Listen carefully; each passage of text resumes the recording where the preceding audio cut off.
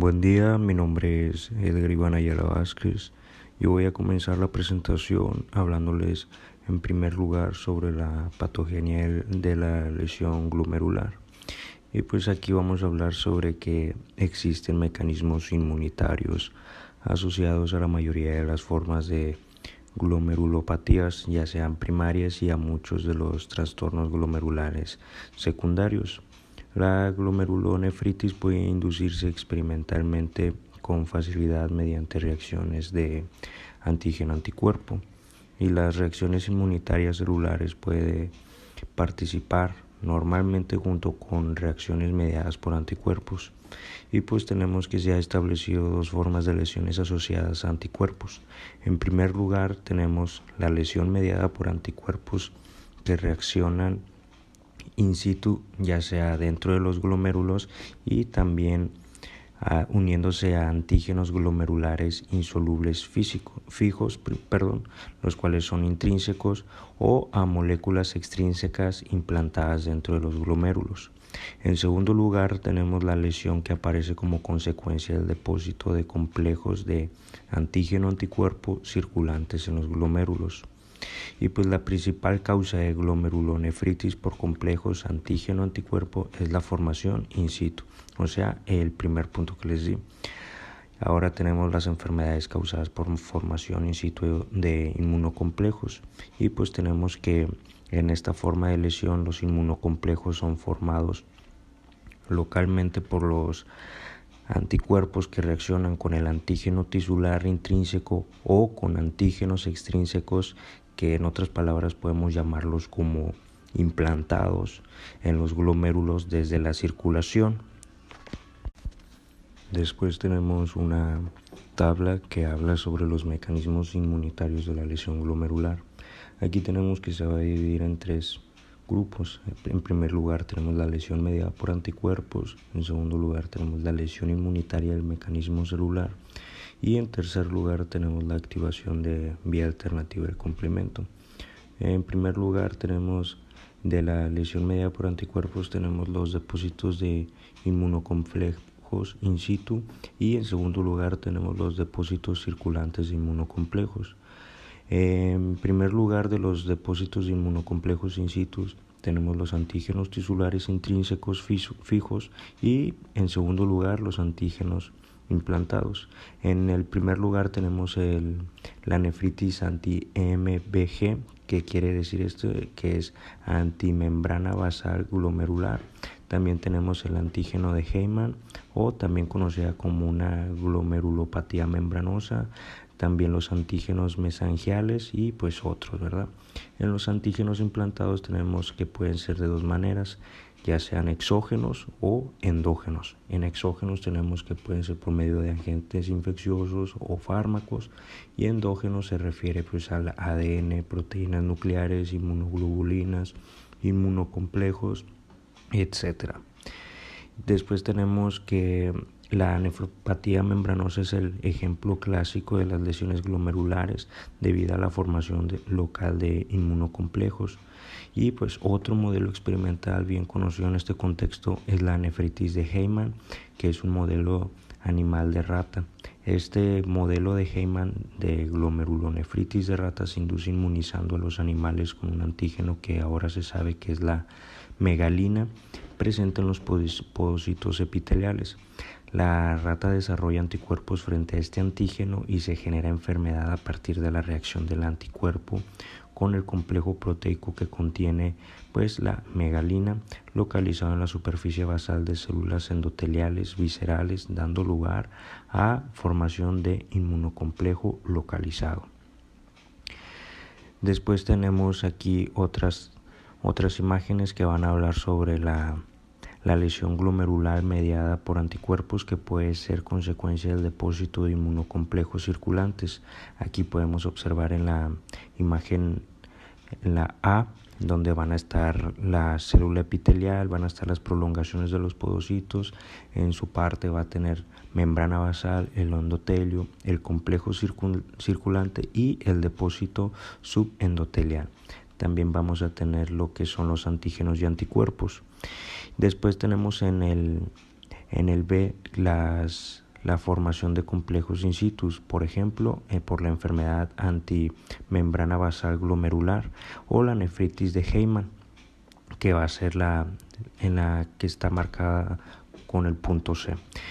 Después tenemos otras dos imágenes que van a tener el punto D y E. En estos son dos patrones de depósito de inmunocomplejos, tal como se ve en el microscopio de inmunofluorescencia. Van a ser granulares y pues característico de la nefritis por inmunocomplejos circulantes e in situ, y lineal característico de la enfermedad antimembrana basal glomerular clásica. Ahora vamos a hablar sobre los anticuerpos frente a antígenos implantados. Y pues aquí tenemos los anticuerpos pueden reaccionar in situ con antígenos que normalmente no estarían presentes en el glomérulo, pero que se han implantado de cierta manera allí.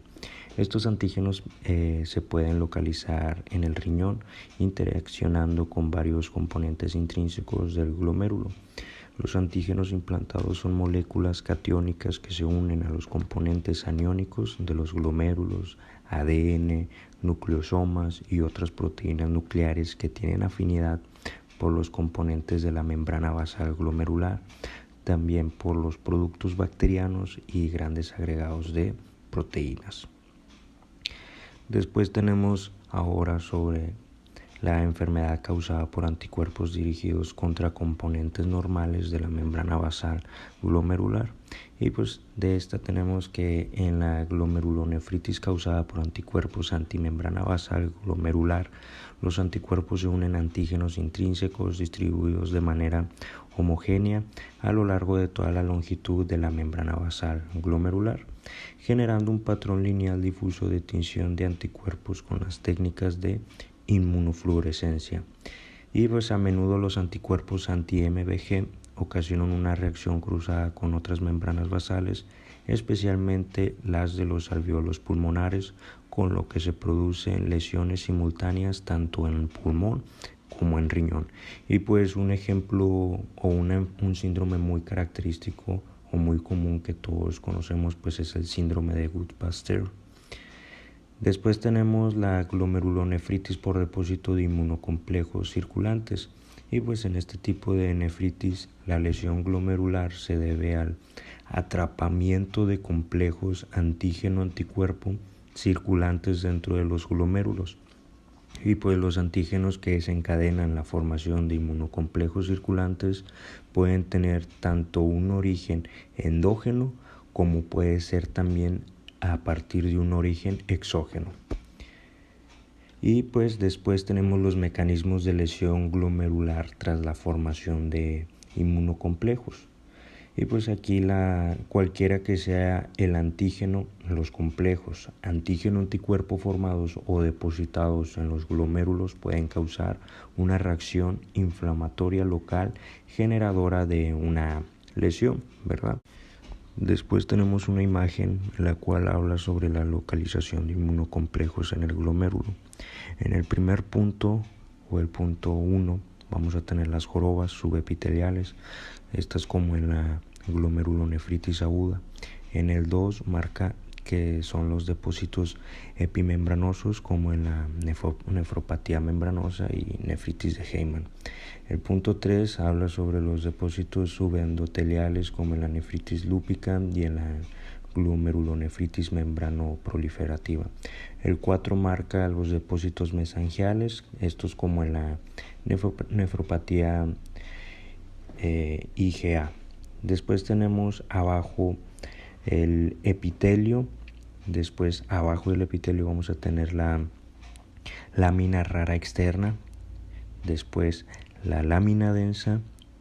Más abajo tenemos la lámina rara interna, y estos tres van a formar la membrana basal glomerular, y abajo va a estar constituido por endotelio. Entonces tenemos que la membrana basal glomerular va a estar entre el endotelio y el epitelio. Y pues ya como en resumen, la mayoría de los casos de glomerulonefritis mediada por inmunocomplejos en los humanos son consecuencias de depósitos de inmunocomplejos definidos que se ven mediante la tinción granular inmunofluorescente siguiendo las membranas basales o en el mesangio. Y pues es mejor considerar que el depósito de antígenos, anticuerpos en los glomérulos es una vía principal de lesión glomerular y que las reacciones inmunitarias in situ y también los complejos circulantes atrapados, las interacciones entre esos dos sucesos y los determinantes locales hemodinámicos y estructuras de los glomérulos contribuyen a las distintas alteraciones morfológicas y funcionales de la glomerulonefritis. Después vamos a hablar sobre la inmunidad celular en la glomerulonefritis. Aquí, aunque los mecanismos mediados por anticuerpo pueden iniciar muchas formas de glomerulonefritis, existen datos que indican que los linfocitos T sensibilizados causan algunas formas de lesión glomerular y están implicados en la progresión de algunas glomerulonefritis. Y las evidencias son más convincentes en algunos tipos de glomerulonefritis con semilunas experimental, en la cual los anticuerpos frente a la membrana basal glomerular desencadenan la lesión glomerular y después los linfocitos activados van a propagar la inflamación. Y pues a pesar de este conjunto de evidencias indicativas, no hay pruebas de que la glomerulonefritis en humanos sea consecuencia principalmente de la activación de linfocitos T. Después tenemos la activación de la vía alterna del complemento, y esta habla sobre la activación de la vía alterna del complemento alternativa se produce en la entidad clínico-patológica denominada enfermedad por depósitos densos, hasta hace poco conocida como glomerulonefritis membranoproliferativa, o por sus siglas también se puede conocer como GNMP de tipo 2. Y pues también en la emergencia categoría de enfermedades genéricamente designadas como la glomerulopatías por C3. Después tenemos los mediadores de la lesión glomerular. En este se va a dividir en dos. En primer lugar sobre las células y en segundo lugar sobre los mediadores solubles. Vamos a hablar en primer lugar sobre las células. Aquí el primer punto tenemos los neutrófilos y los monocitos. Estos infiltran los glomérulos en ciertos tipos de glomerulonefritis, principalmente como consecuencia de la activación del complemento, lo que provoca la aparición de sustancias quimiotácticas. Después tenemos los macrófagos y linfocitos T. Estos infiltran los glomérulos en reacciones mediadas por anticuerpos y también por células. Cuando se activan, estos liberan una cantidad ingente de moléculas biológicamente activas. Después tenemos las plaquetas, que pues estas se agregan en los glomérulos durante la lesión de mecanismo inmunitario. Y pues ya como por último tenemos las células residentes en el glomérulo, y pues en particular las células mesengiales se pueden estimular para producir varios mediadores inflamatorios, incluidas las especies reactivas del oxígeno, las citocinas, quimiosinas, factores de crecimiento, eicosanoides, óxido nítrico y pues también la endotelina. Después tenemos el segundo punto, que son los mediadores solubles. Ya hablamos sobre las células, ahora sobre los mediadores solubles. Y pues prácticamente todos los mediadores químicos inflamatorios conocidos se han visto implicados en la lesión glomerular. En primer lugar tenemos la activación del complemento, que induce la entrada de leucocitos, que pues es una lesión dependiente del complemento neutrófilos, que ya había mencionado pues que tienen que ver los neutrófilos aquí. Después los eicosanoides, el óxido nítrico, la angiotensina y la endotelina, estos están implicados en los cambios hemodinámicos. También las citocinas, las quimiosinas, y pues los factores de crecimiento son también importantes, como el factor de crecimiento derivado de plaquetas, están implicados en la proliferación de la célula mesangial, y también el sistema de coagulación también es un mediador del daño glomerular. En especial la fibrina, que pues está a menudo presente en los glomérulos y el espacio de Bowman en la glomerulonefritis, lo que indica pues una activación de la cascada de coagulación, y los factores de coagulación activados sobre la trombina pueden ser un estímulo para la formación de semilunas. Después tenemos la lesión de la célula epitelial y pues la lesión de los podocitos es frecuente en numerosas formas de glomerulopatías, tanto primarias como secundarias. Estas de etiología tanto inmunitaria como no inmunitaria, y pues el término de podocitopatía se ha aplicado a enfermedades de causas dispares cuya manifestación principal pues es la lesión de los podocitos. Y pues estas pueden ser inducidas por anticuerpos frente a antígenos de los podocitos, también por toxinas, como en un modelo experimental de proteinuria inducida por aminonucleócido de puromicina, presumiblemente por ciertas citocinas y por ciertas infecciones víricas, tales como la del virus de la inmunodeficiencia humana, o por sus siglas como todos la conocemos, que es el VIH. Ahora vamos a hablar sobre una imagen en la cual habla sobre la lesión de la célula epitelial, y pues la secuencia propuesta es consecuencia de los anticuerpos específicos frente a antígenos de la célula epitelial, toxinas, citocinas u otros factores que causan la lesión. De esta forma se produce el borramiento de las prolongaciones y el desprendimiento ocasional de las células epiteliales con pérdida de proteínas a través de la membrana basal glomerular defectuosa y de las hendiduras de filtración. Entonces vamos a tener aquí una imagen en donde va a estar los podocitos epiteliales y van a estar en un lado normal, luego van a actuar todos los anticuerpos, citocinas y toxinas, y va a haber un borramiento y desprendimiento de los podocitos de la célula epitelial. Después tenemos los mecanismos de progresión en las glomerulopatías, y pues aquí habla sobre que más que nada, una vez que cualquier nefropatía glomerular o de otro tipo destruye las nefronas funcionantes y reduce el filtrado glomerular hasta el 30 o 50% de lo normal, la progresión de la insuficiencia renal terminal evoluciona a una velocidad constante independiente del estímulo original o de la actividad de la enfermedad subyacente. Y pues las dos principales características histológicas de este daño renal progresivo son en primer lugar, la glomeruloesclerosis focal y segmentaria, y en segundo lugar tenemos la fibrosis túbulo-intersticial. Después tenemos el síndrome nefrítico.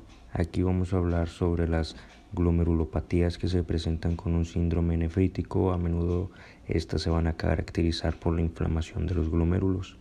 Y pues el síndrome nefrítico agudo se puede presentar en enfermedades multisistémicas tales como el lupus eritematoso sistémico y también en una polivasculitis microscópica. Estos vamos a hablar ahora principalmente sobre la glomerulonefritis aguda proliferativa. Esta puede ser post-estreptocócica o post-infecciosa, y pues este grupo de enfermedades se caracteriza histológicamente por la proliferación difusa de las células del glomérulo asociada a la entrada de leucocitos, y estas lesiones se deben típicamente a inmunocomplejos, y aquí el antígeno desencadenante puede ser tanto exógeno como endógeno. Vamos a hablar en primer lugar sobre la glomerulonefritis postestreptocócica, y pues esta es una prototípica glomerulopatía causada por inmunocomplejos. En su etiología y patogenia tenemos que la glomerulonefritis postestreptocócica es causada por inmunocomplejos que contienen antígenos estreptocócicos y anticuerpos específicos formados in situ. Después, en segundo lugar, tenemos la glomerulonefritis aguda no estreptocócica, o también conocida como la glomerulonefritis postinfecciosa. Aquí hay una forma similar de glomerulonefritis que se presenta esporádicamente en relación con otras infecciones, ya sean bacterianas, víricas y también parasitarias, y en estos casos se aprecian los depósitos granulares inmunofluorescentes y las jorobas subepiteliales característicos de la nefritis por inmunocomplejos. Y pues la glomerulonefritis postinfecciosa por infecciones estafilocócicas se distingue porque en ocasiones produce depósitos inmunitarios que contienen la IgA en vez de IgG. Después tenemos aquí una imagen que es sobre la glomerulonefritis proliferativa aguda. En el cuadro A, o el que está en la parte superior izquierda, tenemos unos glomérulos normales. En la imagen B, o la que está en la parte superior derecha, tenemos la hipercelularidad glomerular, que se debe a los leucocitos intracapilares y a la proliferación de células intrínsecas del glomérulo. En el cuadro C, o en la imagen C, que se encuentra en la parte izquierda o parte inferior izquierda, se encuentra una joroba subepitelial ectrodensa típica y un neutrófilo en la luz. Y pues por último, en la imagen D, que se encuentra en la parte inferior derecha, tenemos la tinción inmunofluorescente que demuestra depósitos definidos groseramente granulares de la proteína C3 del complemento, y pues esta corresponde a las jorobas que se muestran en la parte C. Ahora vamos a hablar sobre la glomerulonefritis rápidamente progresiva. Estas son con semilunas, y pues este es un síndrome asociado a una lesión glomerular importante, pero no denota una etiología específica de la glomerulonefritis, y esta pues se caracteriza por la pérdida rápida y también progresiva de la función renal. Esta es asociada a la oliguria intensa y signos de síndrome nefrítico. Y pues el cuadro histológico más frecuente es la presencia de semilunas en la mayoría de los glomérulos. Esto es como se conoce en la glomerulonefritis con semilunas. Tanto en su clasificación y patogenia tenemos que la glomerulonefritis rápidamente progresiva se puede deber a varias enfermedades diferentes, algunas de ellas restringidas al riñón y a otros órganos y sistemas. Y pues en la mayoría de los casos la lesión glomerular se produce por un mecanismo inmunitario. Y pues el denominador común de todos los tipos de la glomerulonefritis rápidamente progresiva es una lesión glomerular grave. Y pues tenemos también que la enfermedad mediada por anticuerpos antimembrana basal glomerular se caracteriza por depósitos lineales de IgG y en muchos casos C3 en la membrana basal glomerular.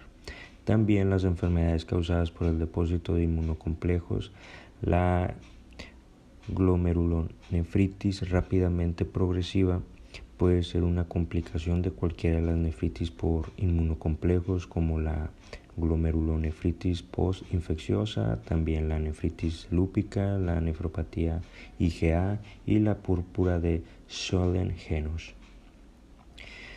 Y pues también la glomerulonefritis rápidamente progresiva podemos hablar sobre que puede ser pauci-inmunitaria y se define por la ausencia de anticuerpos anti-MBG o inmunocomplejos en la inmunofluorescencia y el microscopio electrónico. La mayoría de los pacientes que presentan este tipo de glomerulonefritis rápidamente progresiva tiene anticuerpos citoplasmáticos antineutrófilos, o también como se les puede conocer por sus siglas, como ANCA. Estos son circulantes que producen patrones de tinción citoplásmicos o perinucleares, y se sabe que participan en algunas vasculitis. Y pues ya para concluir por mi parte vamos a tener una tabla la cual habla sobre la glomerulonefritis rápidamente progresiva, y pues esta puede ser de tres tipos, que son los que les había mencionado anteriormente. Es el tipo 1, tipo 2 y tipo 3. En el tipo 1 tenemos anticuerpos antimembrana basal glomerular, y pues estos van a estar limitados al riñón y también el síndrome de Wood-Pasteur. En el tipo 2 tenemos los inmunocomplejos. Esto puede ser idiopática, glomerulonefritis posinfecciosa, nefritis lúpica, púrpura de Sjögren-Henus, nefropatía IgA y pues otras. Y por último el tipo 3, que es pauci-inmunitaria. Esta está asociada a ANCA, o también conocidos como anticuerpos citoplásmicos antineutrófilos, que son los que les había mencionado anteriormente. También puede ser idiopática, de igual manera granulomatosis con polivasculitis, y por último la polivasculitis microscópica. Y pues de mi parte ha sido todo. Muchas gracias. Hola, ahora me continúa a mí, Yarisé Carranza de la Rosa. Vamos a continuar con el síndrome nefrótico y bueno, vemos que los mecanismos de progresión en las glomerulopatías. Dice, cuando destruyen las nefronas funcionantes y reduce el filtrado glomerular hasta el 30 o 50% de lo normal, la progresión a la insuficiencia renal terminal evoluciona a una velocidad constante.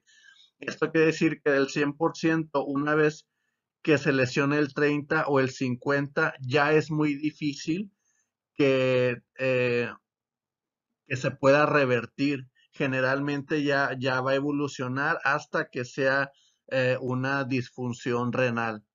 Dice que las dos principales características histológicas de daño renal progresivo son la glomeruloesclerosis focal y segmentaria, y la otra sería la túbulo intersticial, la fibrosis. Entonces, en este esquema nos muestra lo que es parte de la nefrona, y en lo que se va en lo que nos vamos a constatar aquí va a ser en el glomérulo, que es la parte roja de la imagen. Y bueno, en la progresión de las glomerulopatías tenemos que la lesión glomerular progresiva secundaria a lesiones glomerulares pueden ser primarias o secundarias, de enfermedades renales limitadas o sistémicas y de patologías que inicialmente afectan a las estructuras renales de los distintos glomérulos, es decir, de las diferentes nefronas que hay en el riñón, que es la unidad funcional renal. Y bueno, la principal manifestación glomerular es la lesión progresiva, dice, es la glomerulosclerosis focal y la segmentaria, que bueno, en esta imagen ya tenemos una imagen más detallada en donde vemos las arterias eferentes. Estas van a ser importantes, la eferente y la aferente, ya que ahí es donde pues eh, esas arterias se van a dirigir al glomérulo, y en el glomérulo el primer proceso es el filtrado, y vemos que cuando hay una glomerulopatía, lo principal que se va a afectar pues es el filtrado glomerular, que es uno de los primeros pasos de lo que hace una de las funciones del riñón, vaya. En la progresión de las glomerulopatías dice que la lesión progresiva es consecuencia de un ciclo de pérdida glomerular y de nefronas en un proceso de cambios compensatorios que inducen nuevas lesiones glomerulares y glomerulosclerosis, y a la larga una nefropatía terminal. Es decir, como vimos en los primeros capítulos, hay una lesión y el cuerpo va a tratar de hacer una compensación para que el riñón pueda funcionar. Y ya vimos que una de esas, bueno, es la hipertrofia o la hiperplasia, pero al haber estas lesiones, va a continuar lesionándose a través de estos sistemas compensatorios, pero no van a ser suficientes, y esto van a ocasionar otras lesiones en el glomérulo. Y bueno, en el síndrome nefrótico, que son las glomerulopatías, una de estas, en los signos y síntomas tenemos que es la hematuria, la otra son cilíndricos hemáticos en la orina, la azoemia, que viene que es una reducción en el flujo glomerular, y bueno, esto va a ocasionar eh, concentraciones de nitrogenados como la urea y la creatinina, y bueno, esto se va a elevar en sangre. La oliguria, que se define, bueno, como el cese de la orina, o que el paciente no orina, o también puede ser que orina 50 mililitros o menos en 24 horas. También tenemos que va a ocasionar hipertensión leve o moderada debido al sistema renina-angiotensina, y también al bajo al, a la flag, al, perdón, a las arterias, va a haber una reducción y va a provocar también hipertensión. La proteinuria y el edema son frecuentes. Bueno, aquí vemos un edema en los miembros inferiores. Generalmente ya eso se ve en glomerulopatías ya más avanzadas de inicio. No nos va a dar un edema o quizás va a ser un edema muy leve. La proteinuria, pues vamos a ver que esto se va a relacionar mucho y vamos a explicar el por qué. En esta tablita que está en el libro, vemos una de las principales enfermedades. Vemos la glomerulonefritis posinfecciosa, que la presentación clínica de esta va a ser un síndrome nefrótico y dice que la patogenia, bueno, es mediada por inmunocomplejos antígeno circulante o implantado y que en el microscopio óptico vamos a ver que hay una proliferación endocapilar difusa e infiltrado leucocítico. Generalmente en esta es el Streptococcus beta hemolítico del grupo B. También se llama glomerulitis post-estreptocóxicas, aunque también puede dar otras bacterias, pero generalmente lo que causa este es un estreptococos pneumoniae que se trató, pero hay recidivas de la enfermedad y bueno, va a haber ahí unos inmunocomplejos que se van a alojar en el riñón y van a ocasionar infiltrados de leucocitos y otras células proinflamatorias en el riñón y bueno, va a ocasionar una glomerulonefritis, ay, perdón por trabarme. Y en el síndrome de Ghost-Pauster, bueno, tenemos que la presentación clínica más frecuente es la glomerulonefritis rápidamente progresiva y se llama así porque básicamente el daño en el glomérulo es rápido y avanza bastante. Y tenemos que en la patogenia es el antígeno COL4A3 anti-MBG, que es de la membrana basal glomerular. Afecta esta capa del glomérulo y bueno, en el microscopio óptico hay una proliferación extracapilar con semilunas y pues bueno, también hay necrosis. Este síndrome es inmunológico y bueno, también ataca otras áreas, pero específicamente vamos a hablar del riñón. Y la glomerulonefritis crónica, bueno, produce insuficiencia renal crónica, es de patogenia variable y en el microscopio, bueno, se ven glomérulos hialinos. En la glomerulitis crónica puedes dar por una hipertensión o por una diabetes que haya afectado los riñones y vaya a producir una insuficiencia renal. En la glomerulopatía membranosa, bueno, la presentación más frecuente va a ser un síndrome nefrótico y va a ser la formación de inmunocomplejos in situ antígeno PLRA en la mayoría de las enfermedades primarias habitualmente desconocida, es decir, que a veces va a ser idiopática. En el microscopio óptico se va a ver un engrosamiento difuso de la pared capilar y en enfermedad con cambios mínimos, bueno, puede producir un síndrome nefrótico, ya que esta enfermedad con cambios mínimos, que así se le conoce, es una enfermedad benigna, que generalmente el paciente sale muy bien y a veces no presenta síntomas. Como su enfermedad lo dice, produce cambios en el riñón, pero dice que provoca un borramiento difuso de las prolongaciones de las células epiteliales en los podocitos que se encuentran en el glomérulo. Entonces sí va a haber cambios, pero pues van a ser mínimos, como dice ahí, y bueno, la persona va a poder sobrellevar esta enfermedad. Generalmente se curan o a veces son asintomáticos o presentan algunas recurrencias, pero al paciente le va en general bien. Y bueno, la patogenia es desconocida, también hay pérdida de los polianiones glomerulares y lesión de los podocitos, como les había comentado, y en el microscopio óptico, bueno, se ve normal y lípidos en túbulos. Vamos a hablar más adelante de esto de los lípidos. Continuando con la tablita, viene que hay glomerulosclerosis focal y segmentaria de las que estaba hablando. Puede producir un síndrome nefrótico, proteinuria no nefrótica. Y bueno, de la patogenia tenemos que es desconocida o puede ser nefropatía por ablación, factor plasmático y lesión de los podocitos. En el microscopio óptico tenemos que hay esclerosis focal y segmentaria y alinosis. En la glomerulonefritis membranoproliferativa del tipo 1, bueno, se va a ver un síndrome nefrótico.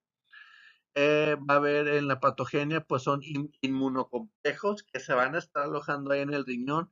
Y bueno, una proliferación mesangial y endocapilar y engrosamiento de la membrana basal glomerular. Va a haber un desdoblamiento. Tenemos también enfermedad por depósitos densos del tipo 2, ¿cómo va a venir la presentación? Pues en hematuria e insuficiencia renal crónica. En la patogenia son autoanticuerpos de vía alternativa del complemento. Y bueno, en el microscopio óptico se va a ver una proliferación mesangial y endocapilar y engrosamiento de la membrana basal glomerular. La mensagial vemos que también es una parte ahí donde está el glomérulo. Y en la nefropatía de inmunoglobina A, bueno, va a haber hematuria o proteinuria de repetición. La patogenia pues es desconocida y vamos a ver en el microscopio óptico glomerulonefritis focal, mesangial proliferativa, ensanchamiento mesangial. Lo que nos marca en la nefropatía A, perdón, de inmunoglobina A, es que por alguna razón esta inmunoglobina se va a estar alojando en el riñón.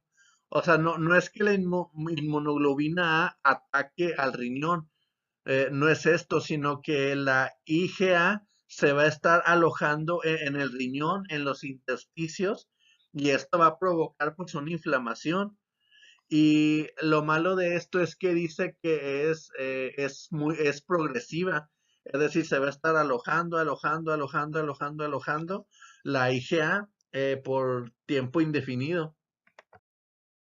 Bueno, tenemos aquí un corte histológico en el donde A es un glomérulo normal en la diapositiva A y luego vemos en la B que es una hipercélula glomerular y que se debe a los leucocitos intracapsulares y a la proliferación de células intrínsecas del glomérulo. Aquí vemos que ya hay una hiperplasia y también una hipertrofia del glomérulo en este corte histológico. En la glomerulonefritis rápidamente progresiva, bueno, es un síndrome asociado a una lesión glomerular importante, pero no denota una etiología específica de la glucólisis y se caracteriza por una pérdida rápida y progresiva de la función. Tenemos un cuadro en donde nos muestra qué puede ser los tipos de glomerulonefritis rápidamente progresiva. Tenemos el tipo 1, 2 y 3. En la 1, bueno, anticuerpos anti-MG, o sea, antimembrana basal glomerular. Dice que es limitada solamente al riñón y bueno, tenemos que es el síndrome de Guts-Paus, que es una enfermedad autoinmune. Tenemos del tipo 2, que es inmunocomplejos, idiopática, o sea, que puede ser desconocida. Glomerulonefritis, perdón, posinfecciosa como el Streptococcus, el nefritis lúpica, que esto la causa el lupus eritematoso. El lupus eritematoso va a afectar el riñón y va a producir esta nefritis. Y la púrpura de Schollen-Henno, la nefropatía de inmunoglobina A y bueno, también otras. Y en las de tipo 3, pues asociada a ANCA. ¿Qué es el ANCA? Bueno, son anticuerpos frente al citoplasma de los neutrófilos y la granulomatosis polivasculitis. Bueno, este es otro corte histológico en el glomérulo, dice con semilunas. Es por eso que así se llama, porque en el corte histológico se ven como si fuera media luna, vaya. Y bueno, en la glomerulonefritis posinfecciosa aguda suele desarrollarse tras una infección estreptocócica en niños y adultos jóvenes, aunque también aparece otras infecciones por otros organismos y es causada por un depósito de inmunocomplejos, principalmente en los espacios epiteliales, con abundantes neutrófilos y proliferación de células glomerulares. En la glomeritis rápidamente progresiva, bueno, se suele asociar a una lesión glomerular grave con necrosis y ruptura de la membrana basal glomerular y ulterior proliferación de las células epiteliales parietales, formando semilunas. Ahí vemos una imagen donde viene la membrana y bueno, abajo están los podocitos que parecen como unos pies. Y en la fisiopatología del síndrome nefrótico, bueno, es causado por una alteración de las paredes capilares glomerulares que producen un aumento de la permeabilidad de las proteínas capilares. Es decir, pues al haber esta ruptura, pues va a haber un aumento, eh, como el filtrado glomerular va a estar bajo, esas proteínas no las va a alcanzar a filtrar y las va a dejar ir y las va a dejar escapar. Es por eso que vamos a ver una proteinuria masiva, porque no va a haber un filtrado de estas proteínas y va a haber pérdidas diarias de 3.5 gramos o más de proteínas. También vamos a ver una hipoalbuminemia con concentraciones plasmáticas de albumina inferiores a 3 miligramos por decilitro. Va a haber edema generalizado y va a haber hiperlipidemia y lipoduria. En el caso de la hiperlipidemia, el libro no nos especifica por qué pasa esto. Dice que cuando hay una disfunción renal, una alteración renal, va a haber también una alteración en el hígado, porque dice que el hígado va a producir más lipoproteínas, pues como cuáles HDL, LDL, etcétera. Entonces, el hígado, perdón, va a producir más lipoproteínas y va a haber, por lo tanto, una alta concentración de estas.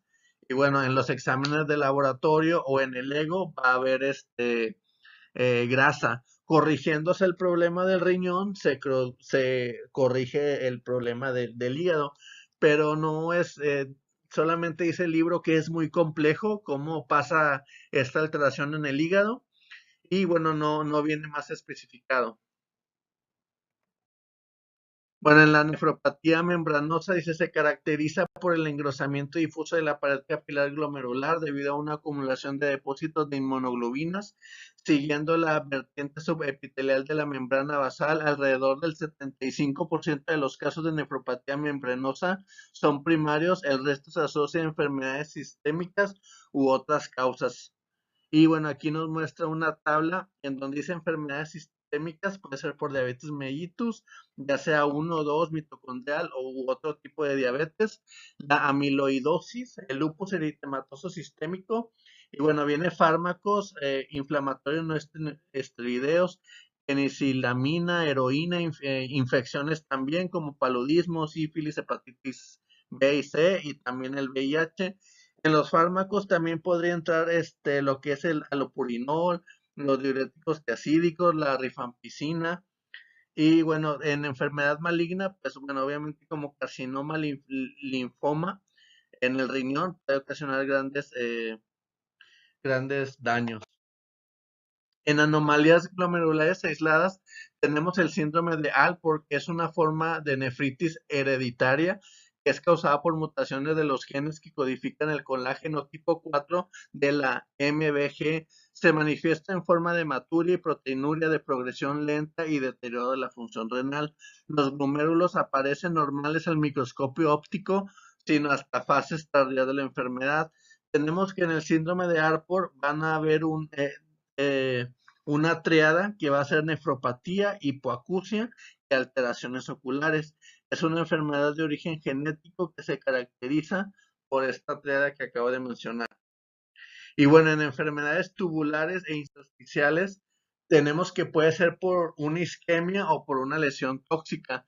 Dice debido a la reducción o interrupción del flujo sanguíneo, ejemplo, polivasculitis, hipertensión maligna, microangiopatías y procesos sistémicos asociados a trombosis, ya sea embolias, eventos vasculares cerebrales, aterosclerosis, que todo esto que cree una obstrucción y por lo tanto esta interrupción de flujo va a producir una isquemia. También puede ser por una lesión tóxica producida por agentes endógenos, como cuáles, como la mioglobina, la hemoglobina, la bilis, o también agentes exógenos, por ejemplo, fármacos, metales pesados y disolventes orgánicos. Tenemos aquí una imagen en donde tanto la lesión tóxica como la isquemia va a producir una lesión tubular y por lo tanto va a haber una pérdida tubular retrógrada, va a haber células descamadas y va a haber inflamación intersticial y esto va a ser un filtrado glomerular reducido y por lo tanto también va a haber una reducción de la diuresis. ¿Cuál es la evolución clínica de la lesión tubular aguda? Bueno, nos dice que es muy variable, pero se caracteriza de tres fases. Una va a ser la de inicio, que dura cerca de 36 horas. El único signo es un ligero descenso de la diuresis con un aumento de boom, es decir, de nitrógenos de la orina, como la urea y la creatinina. Dice, en este momento la oliguria solo puede explicarse por el descenso transitorio del flujo sanguíneo y de la filtración glomerular. Aquí en la tabla vemos algunos signos normales. Y bueno, la segunda fase es la de mantenimiento. Dice que se caracteriza por el descenso mantenido de la diuresis entre 40 y 400 mililitros por día. Hay una sobrecarga de sal y agua con un aumento de boom. Hay hiperpotasemia, acidosis metabólica y otras manifestaciones de la uremia. En la tercera fase, que es la de recuperación, se manifiesta por el incremento paulatino de la diuresis. Los túbulos aún están dañados, por lo que se pierden por la fuga de orinas en grandes cantidades de agua, sodio y potasio. El deterioro funcional tubular persiste durante meses, pero la mayoría de los pacientes llegan a esta fase y se recuperan por completo al final. En la necrosis túbulo-intersticial, dice, este grupo de nefropatía se caracteriza por lesiones inflamatorias de los túbulos y el intersticio de inicio gradual y se manifiestan principalmente por azoemia. También existe una nefritis túbulo-intersticial secundaria. En esta tabla nos muestra las características de nefritis tubular. Nos viene que es infecciones, pielonefritis aguda bacteriana, que nos marque el libro, que generalmente es por Escherichia coli, pero también puede ser otras bacterias de menor frecuencia como Proteus o Klebsiella. Pielonefritis crónica, dice, incluida la nefropatía de flujo, otras infecciones que no sean necesariamente bacterianas como virus o parásitos. Y bueno, por toxinas como fármacos, como ya habíamos dicho, AINES, alopurinol, AINES, cimetidina, rifampicina, todos esos, la nefritis intersticial aguda por insensibilidad, ya sea por una alergia, los analgésicos, los metales pesados, en enfermedades metabólicas, bueno, dice que es una nefropatía por uratos, que básicamente esto es una uropatía de una obstrucción, una uropatía básicamente, que causa una obstrucción y secundario a esto causa una nefropatía. La nefrocalcinosis, la nefropatía aguda por fosfatos, dice que esto es generalmente por sales de potasio, cuando son purgantes o cuando se prepara para una colonoscopía, que puede ser un enema de fosfato y esto puede producir una nefropatía. La nefropatía por hipopotasemia, la nefropatía por oxalatos, por unos cálculos, factores físicos, bueno, por una obstrucción crónica de las vías urinarias, por un cálculo, ya sea de ácido úrico o de calcio. Y bueno, las neoplasias, obviamente si hay una neoplasia va a haber una tumoración, va a haber una obstrucción y bueno, va a ocasionar problemas. Reacciones inmunitarias como rechazo de trasplante, el síndrome de Sjögren, que es una enfermedad autoinmunitaria, la sarcoidosis, que bueno, va a haber una infiltración va a haber una infiltración, va a producir granulomas en la sarcoidosis, y bueno, estos granulomas van a inflamar y pues van a afectar el glomérulo. Y bueno, tenemos Buenas tardes, mi nombre es Valeria Castro y vamos a continuar con el tema de nefropatía isquémica aterosclerótica.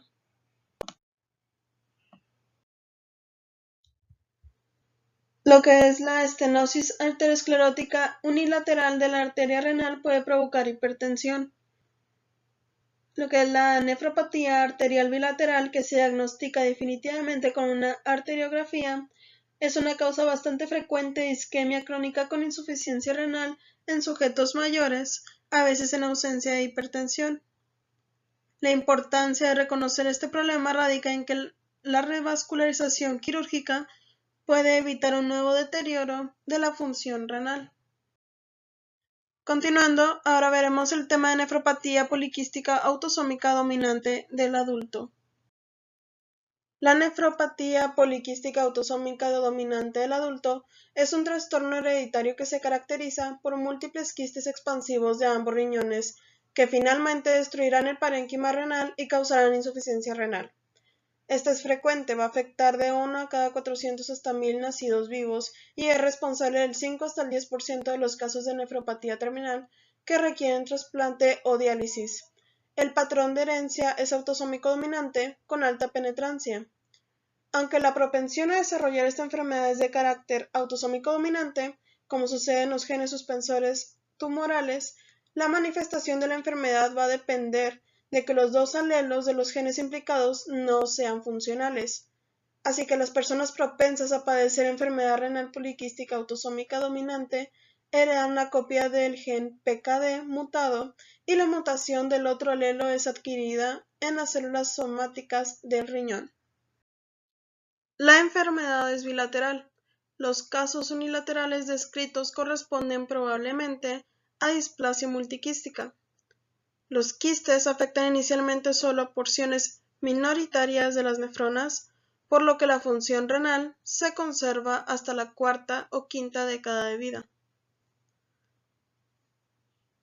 Como podemos ver en el cuadro, vamos a ver la enfermedad, nefropatía poliquística del adulto, su herencia es autosómica dominante y las características anatomopatológicas son riñones multiquísticos grandes, quistes hepáticos, aneurismas saculares. En las características clínicas y complicaciones vamos a ver hematuria, dolor en el flanco, infección de las vías urinarias, litiasis renal y la hipertensión. En la evolución más frecuente es insuficiencia renal crónica a partir de los 40 a los 60 años. Continuando con la genética y patogenia, se ha descrito una amplia variedad de mutaciones diferentes en los genes PKD1 y PKD2. Esta heterogeneidad alélica ha complicado el diagnóstico genético de este trastorno. El gen PKD1 se localiza en el cromosoma 16p13.3, codifica una proteína integral de membrana de gran tamaño, denominada policistina 1, que tiene una gran región extracelular, múltiples dominios transmembrana y una cola citoplasmática corta. La policistina 1 se expresa en las células epiteliales tubulares, en particular las que revisten la nefrona distal. En estos momentos se desconoce su función precisa, pero contiene dominios que afectan normalmente las interacciones entre células y entre células y la matriz. Las mutaciones PKD1 son responsables de lo que es el 85% de los casos. En las personas que las presentan, la probabilidad de desarrollar insuficiencia renal es inferior al 5% hacia los 40 años de edad y se eleva hasta un 35% a los 50 años y supera el 70% en los 60 años y el 95% a los 70. El gen PKD2 localizado en el cromosoma 4q21 causa la mayoría de los restantes casos de enfermedad poliquística. Su producto, la policistina 2, es una proteína integral de membrana que se expresa en todos los segmentos de los túbulos renales y en muchos tejidos extrarrenales. La policistina 2 funciona como un canal catiónico permeable a calcio. En conjunto, la enfermedad es menos grave que la asociada a las mutaciones en PKD1. La insuficiencia renal se presenta en menos del 5% de los pacientes con mutaciones en PKD2 a los 50 años, aunque se eleva al 15% a los 60 y al 45% a los 70. Y bueno, se desconoce la patogenia de la enfermedad poliquística, pero se cree que la base el complejo cilio-centrosoma de las células epiteliales tubulares tiene un papel esencial, y es que cada célula epitelial tubular del riñón contiene un único cilio primario no móvil, un orgánulo piloso de 2 a 3 micromicras de longitud, que se proyecta hacia la luz tubular desde la superficie apical de las células. El cilio está compuesto por microtúbulos y se origina en un cuerpo basal derivado del centriolo, al que se une. Los cilios forman parte de un sistema de orgánulos y estructuras celulares que detectan las señales mecánicas. Los cilios apicales funcionan en el túbulo renal como mecanosensores que vigilan los cambios del flujo de líquido y el estrés de movimiento, mientras que los complejos de unión intracelular controlan la fuerza entre las células, y las adherencias focales detectan la unión con las matrices extracelulares. En respuesta a señales externas, estos sensores regulan el flujo iónico, que pues los cilios pueden inducir el flujo de calcio en los cultivos de células epiteliales renales, y también la conducta celular, incluida la polaridad y la proliferación celular. La idea de que los defectos de la detección mecánica, la entrada de calcio y la transducción de la señal son de los mecanismos que subyacen en la formación de los quistes se apoya en varias observaciones. Estas observaciones van a ser tanto la policistina 1 como la policistina 2 están localizadas en el cilio primario. También otros genes que han mutado en la enfermedad quística codifican proteínas que también se localizan en los cilios y los cuerpos basales o ambos. También con los genes inactivados del gen PKD1 en el organismo modelo aparece una anomalía ciliar con formación de quistes. Según parece, la policistina 1 y la policistina 2 forman un complejo de proteínas que actúan regulando el calcio intracelular en respuesta al flujo de líquido. Quizás por el líquido que se desplaza a través de los túbulos renales causa la inclinación ciliar que abre los canales de calcio.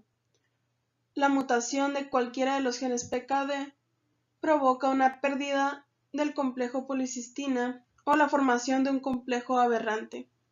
La alteración consiguiente de la actividad normal de la policistina provoca cambios en la concentración intracelular de calcio, que, como se recordará, regula numerosos procesos anterógrados de transmisión de señal, como las vías que afectan directa o indirectamente la proliferación celular, la apoptosis y las funciones de secreción.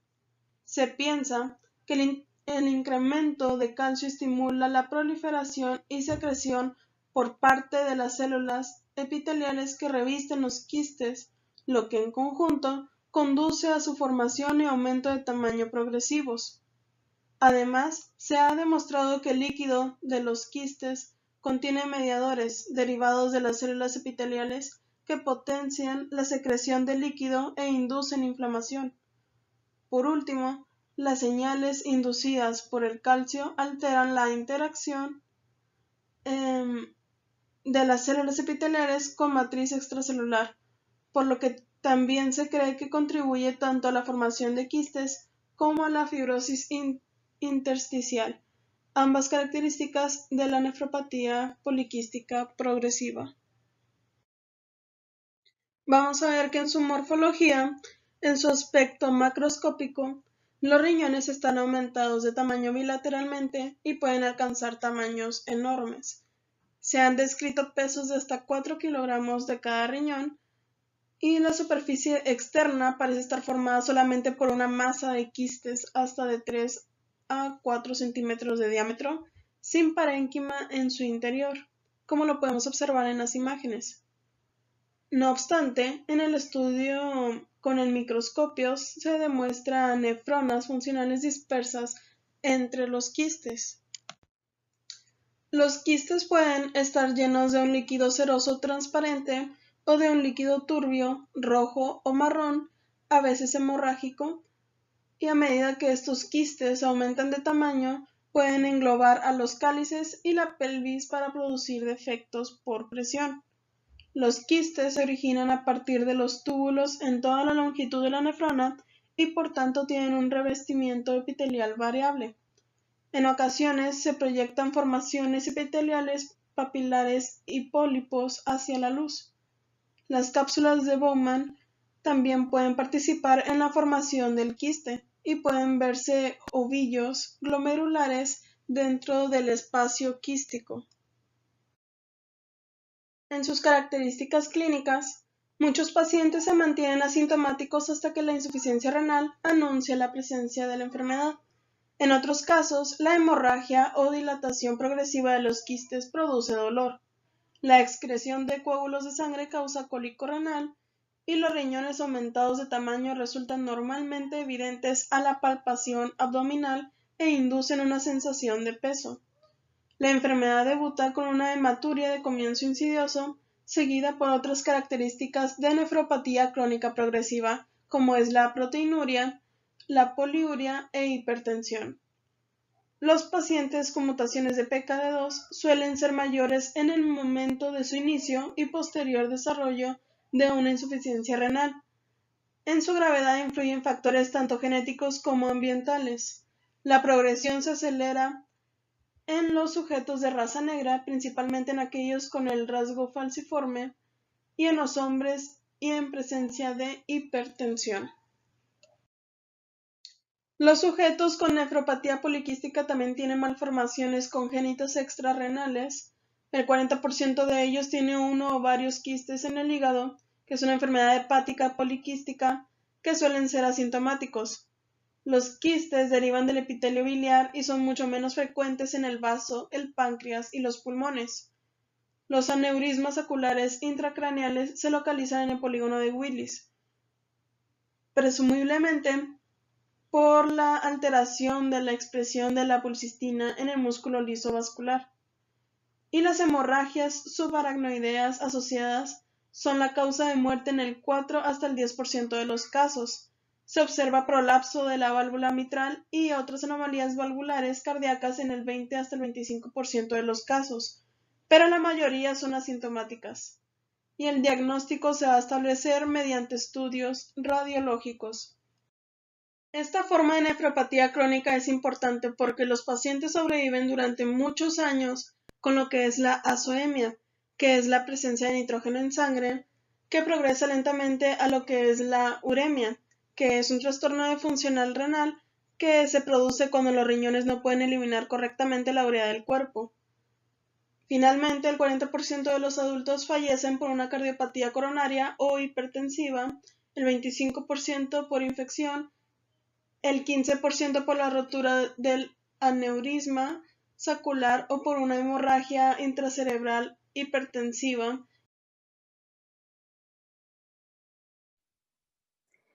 Hola, soy Karen Cortés y les voy a hablar sobre las lesiones obstructivas de las vías urinarias. Tenemos que una obstrucción puede ser brusca o insidiosa, parcial o completa, unilateral o bilateral.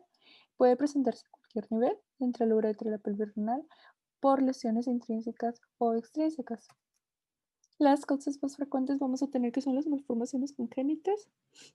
Ejemplo, las válvulas ureterales posteriores y cuello vesical, estenosis o obstrucción de la unión ureteropélvica, reflujo vesicular ureteral importante, cálculos urinarios, hipertrofia prostática benigna, tumores, ya sea carcinoma de próstata, tumores de vejiga, enfermedad maligna contigua, inflamación, ya sea prostatitis, ureteritis, papilas desprendidas o coágulos de sangre, embarazo, prolapso uterino y cistocele, trastornos funcionales como problemas neurógenos, lesión de la médula espinal o nefropatía diabética. La hidronefritis como tal o uropatía obstructiva. Como definición tenemos que es la dilatación de la pelvis y los cálices renales, con atrofia acompañante del parénquima, producida por la obstrucción al flujo de salida de orina. Puede ser súbita o insidiosa y puede aparecer en cualquier zona de las vías urinarias, desde la uretra hasta la pelvis renal. Las alteraciones iniciales son principalmente tubulares, que son manifestadas por el deterioro de la capacidad de concentración, reacción inflamatoria, fibrosis intersticial, puede ser brusca o completa, y esta aquí va a presentar una dilatación de la pelvis, cálices o atrofia del parénquima renal, subtotal o intermitente, y esta va a presentar una dilatación y va a depender de la altura que afecta vejiga, ureter y después el riñón. En las características clínicas vamos a tener que en la obstrucción aguda se va a presentar dolor a la distensión del sistema colector o la cápsula renal. Los cálculos en los uréteres van a provocar cálculo renal y el aumento de tamaño prostático va a dar lugar a síntomas vesicales. La hidronefrosis unilateral completa o parcial se va a diagnosticar por medio de ecografía. La obstrucción bilateral parcial va a haber una incapacidad para concentrar la orina, se va a manifestar como poliuria, nicturia. Algunos pacientes tienen acidosis tubular distal adquirida, pérdida renal de sal, cálculos renales secundarios y nefritis tubulointersticial crónica con cicatrización y atrofia de la pupila y la médula. La hipertensión va a ser frecuente en estos pacientes. En la obstrucción bilateral completa vamos a tener que se va a presentar oliguria o anuria. Y esta va a ser incompatible con la supervivencia, a menos que esta se solucione el problema. Después de haber solucionado este problema, se puede presentar una diuresis posobstructiva y esta puede ser masiva y el riñón va a excretar grandes cantidades de orina rica en cloruro sódico. Que la urolitiasis o los cálculos renales pueden producir en las vías urinarias a cualquier nivel, pero principalmente en los riñones. Van a verse más afectados los hombres entre la edad de 20 y 30 años. Puede haber predisposición heredofamiliar por cistinuria e hiperoxaluria primaria. Errores congénitos de metabolismo, aumento de la concentración de los componentes de los cálculos de pH en orina, diuresis, presencia de bacterias que influyen en la formación de cálculos. Pueden ser asintomáticos, puede producir cálculo renal grave, dolor abdominal o lesión renal significativa. Los cálculos renales grandes pueden manifestar hematuria y pueden predisponer a una sobreinfección. En la uretiasis van a describirse 4 tipos principales de cálculos. Van a pertenecer el 70% a los cálculos de calcio, un 15% a los cálculos triples o de estruvita.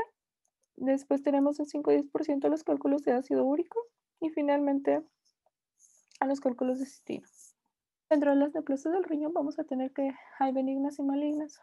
Dentro de los benignos vamos a describir al adenoma papilar renal, que se va a distinguir por los pequeños adenomas papilares en el epitelio renal.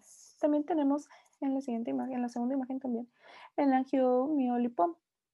Este va a estar formado por vasos, músculo liso, grasa y a partir de células epiteliales perivasculares. El 25-50% de los pacientes con esclerosis tuberosa van a presentar una mutación en genes supresores de tumores TSC1 y TSC2 y van a tender a producir una hemorragia espontánea. El oncocitoma es una neoplasia epitelial que presenta grandes células eosinófilas con núcleos pequeños, redondos y con grandes nucleolos, presentada en la tercera imagen. Y esto va a contener del 5 al 15% de las neoplasias cerebrales y van a tener en su presentación microscópica de color marrón claro o caoba. Después tenemos neoplasias malignas. Aquí va a incluirse el carcinoma de las células renales. Dentro de los factores de riesgo tenemos que son en sujetos mayores entre los 60 y los 70 años, con mayor frecuencia en los hombres. Dentro de los factores de riesgo también se van a incluir el tabaco, la obesidad de mujeres, hipertensión, tratamiento con estrógenos sin oposición hormonal y exposición al amianto. En pacientes con nefropatía terminal, crónica o enfermedad quística adquirida. El carcinoma de herencia autosómica dominante va a incluirse el 4%, aunque la mayoría son esporádicas. Pero bueno, dentro de ellos se encuentra el síndrome de von Hippel-Lindau, el VHL, y se considera responsable del gen VHL del desarrollo de carcinomas de células claras, que estos pueden ser familiares o esporádicos. Después tenemos síndrome de leiomatosis hereditaria y carcinoma de células renales con mutaciones en el gen FH, que es el fumarato hidratase, con un aumento de la tendencia de diseminación metastásica. Después tenemos los carcinomas papilar hereditario con mutaciones en el gen o broncogen MET y el síndrome de Birt-Hogg-Dubé con mutaciones en el gen BHD o foliculoma y presenta tumores cutáneos, pulmonares y renales. Dentro de las neoplasias malignas tenemos el carcinoma de las células renales y esta clasificación es en base a estudios citogenéticos e histológicos correlativos de tumores familiares y esporádicos. El carcinoma de células claras de citoplasma granular, que es el más frecuente, estos no son papilares, son esporádicos y presenta una pérdida de secuencia en el brazo corto del cromosoma 3 en la región que tiene al gen BHL. Después tenemos al carcinoma papilar. Este es de origen multifactorial con patrón de crecimiento papilar, defecto de trisomía y 7 y 17 con pérdida del cromosoma Y también. Aquí el broncogen afectado es el MET del cromosoma 7.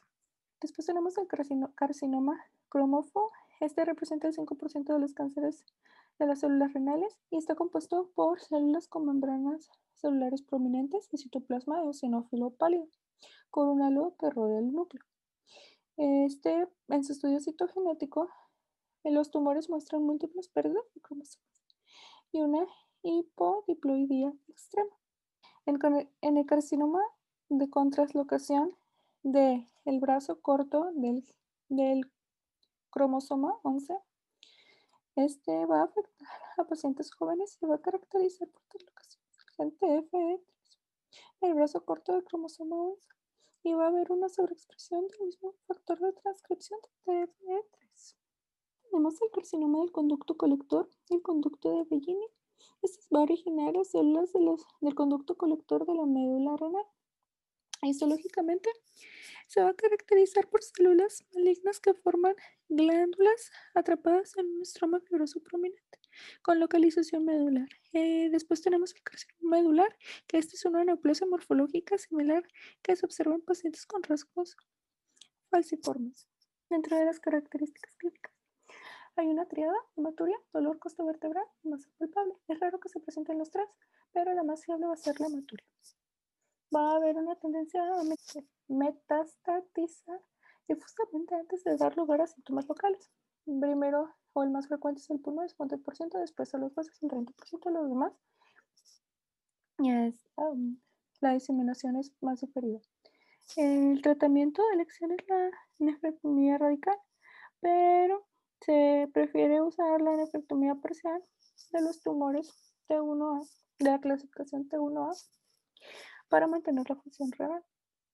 También hay fármacos que se utilizan como que son los inhibidores del BEGF y tirosina sinasa en pacientes con afectación metastásica. Dentro de las neoplasias malignas tenemos el tumor de Wilms. Este es un cáncer renal poco frecuente y es a causa de un tumor en uno o ambos riñones. Va a afectar usualmente a los niños. Tiene ciertos padecimientos genéticos o defectos de nacimiento que pueden aumentar el riesgo de desarrollo.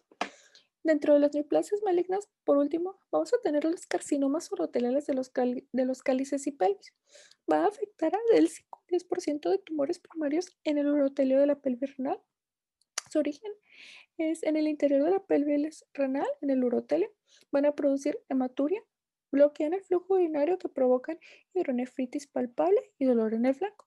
50% coexiste con un tumor urotelial de vejiga y la incidencia aumenta con un paciente con el síndrome de Lynch y nefropatía por analgésicos, pero su pronóstico sigue siendo desfavorable. Y esto ya sería todo de las neoplasias del riñón. Muchas gracias.